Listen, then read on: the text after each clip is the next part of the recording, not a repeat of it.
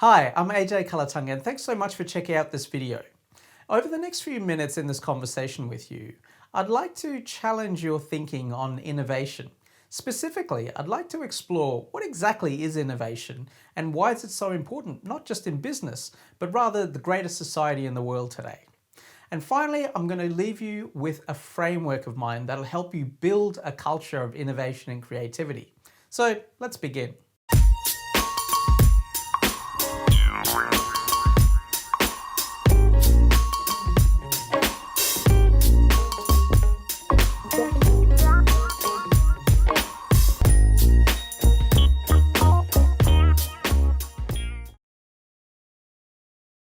First, let's define innovation. What exactly is it? Well, I reached out to a few people in my circles to find out their thoughts. AJ, mate, innovation? Mate, that's about new ideas, fresh thinking, fresh perspective. Yes, AJ, is very simple. You have the facilitation of the collaboration that sparks ideation that creates innovation. Here, why are you asking me these stupid questions? The real question is, when are you getting married? Then you can ask your wife these questions. Now, technically those answers are correct because they're based on the people's perspective that offered them. But it doesn't really help me as someone trying to bring a new idea to the world to inspire positive change. So I had to dig deeper. Luckily for me, I had a large body of knowledge and experience to draw upon. See, I've been obsessed with the world of business since I was a little kid. And when I had a look at my own journey and the businesses that I'd worked with and the businesses that I'd studied because I was so passionate about this world, I realized that innovation has been a crucial part of it. And it suddenly dawned on me what innovation actually is. Innovation is applied creativity. And through that lens, it's very easy to understand innovation and explore how it exists in the world. And what I discovered was that innovation exists on a spectrum. On one end of the spectrum, we have what's known as external innovation. That's applying creativity to come up with really interesting products and services for sale, the commercialization of innovation. And this part of the spectrum, this is where most companies have got a good handle on it. They come up with innovative products and services, they're doing good work in the world, it's all good. But on the other end of the spectrum, this is internal innovation. And this is where the greatest opportunity for all organizations, all businesses exists. Because not many businesses or organizations take the same energy, harnessing the same creative energy, and apply it to solving problems inside their organization. And that's where the opportunity lies. To fully understand and appreciate this opportunity, I'd like to share with you a few observations that I made during the global pandemic of 2020. The COVID-19 global pandemic affected us all. No matter who you are or where you lived in the world, you were affected by it in some way, shape or form.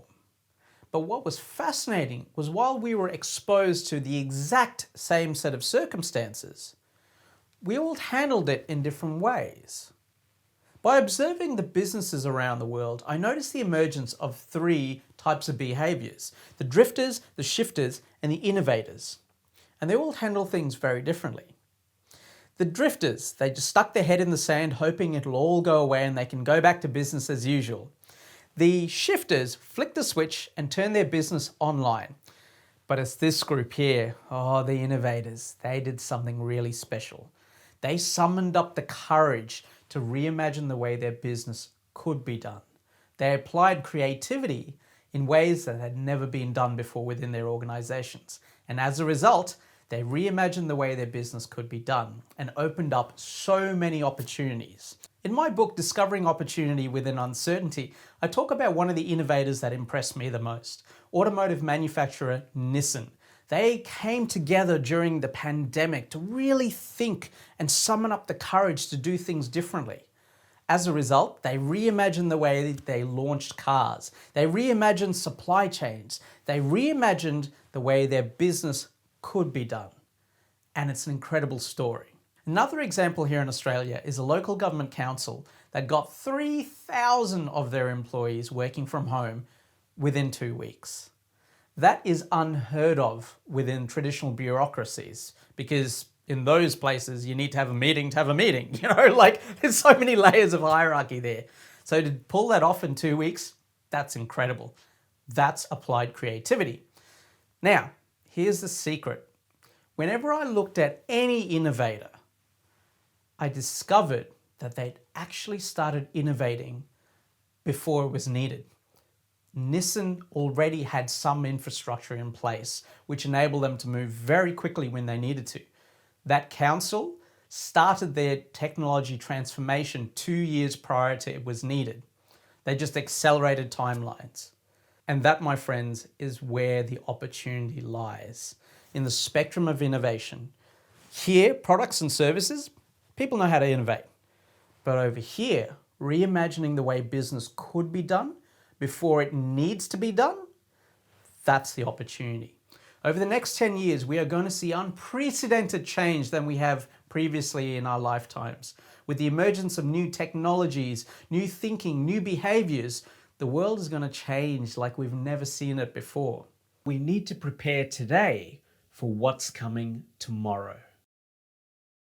So now we know what innovation is, applied creativity, and we know why it's important and the role that it plays in society to future-proof business against rapid change. What I'd like to do now is share with you an idea, one of my frameworks that'll help you build a culture of creativity and innovation within your organization, within your business, within your association. And most importantly, it'll help activate the hearts and minds of your people to help them apply creativity to solve internal challenges. This is my model of heart-centered innovation. And as you can see, there's 4 crucial pillars. The first pillar is the care pillar. And this is the most crucial pillar because if people don't care, nothing happens anywhere, right? I mean, before the pandemic, we wanted our leaders to empathize with us, to really understand where we're coming from. But now after the pandemic, we want our leaders to go beyond empathy. We want our leaders to care about us, to care about our physical safety, to care about our psychological safety. Think about it. What happens to you as a person, how you think, you feel, you behave when you know people care about you. And think and feel and behave when they don't. Completely different, right? So we want our leaders to care more. We want our people to care more about each other, about the business, about the mission, the vision, about the ecosystem that the business operates in. We just want people to care more. And that's powerful because if people don't care, nothing happens anywhere. So whenever I facilitate a workshop on the heart-centered innovation framework, one of the challenge questions that I ask people in the room is, what does it look like when we care about our people? What does it look like when we care about our customers? Once you get people caring, the next pillar is the commit pillar. And this is an interesting one. So what I found in observing organizations of all different shapes and sizes and locations around the world is that most people are involved in a lot of different projects and tasks, but they're not really committed to achieving results. And the difference between the two is a story that I share on stage. And it's a story about a chicken and a pig. A chicken and a pig are walking along a road, socially distanced, of course. And the chicken turns to the pig and says, "Hey, we should start a restaurant." The pig responds, "Well, what would we call it?" Chicken thinks for a moment and says, "Let's call it ham and eggs." "Nah, no way. Because you, my friend, would be involved, but I would be committed." See, the chicken drops an egg and walks away to live another day, whereas the pig has to give up its life to get the ham. We want our people to have that level of commitment to achieving results. Now, before you shoot me for saying people need to give up their lives for work, I'm not saying that, right? I'm not saying people need to give up their lives for work because they kind of already do. How many times in your friends and family or even yourself have you had to run late to a special event because you had to get that thing done? How many times have you missed out on special events? How many times do you have to compromise quality time with your loved ones because you have to get that thing done before tomorrow? How many times have you seen a boss walk past the desk, drop something on it, either physically on the desk or through an email, and then just walk away to live another day? The commit scenario between the chicken and the pig exists everywhere in the world today. We're already committed to work, and it's causing us to burn out. But have you also noticed that we're committed to a lot of other things that don't cause us to burn out?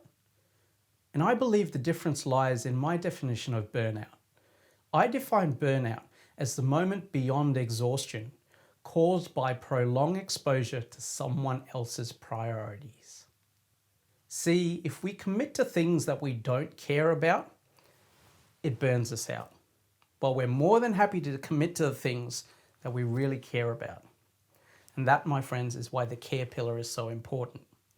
Because when we feel cared for, like our leaders, our colleagues genuinely care about our physical and psychological safety, we perform better.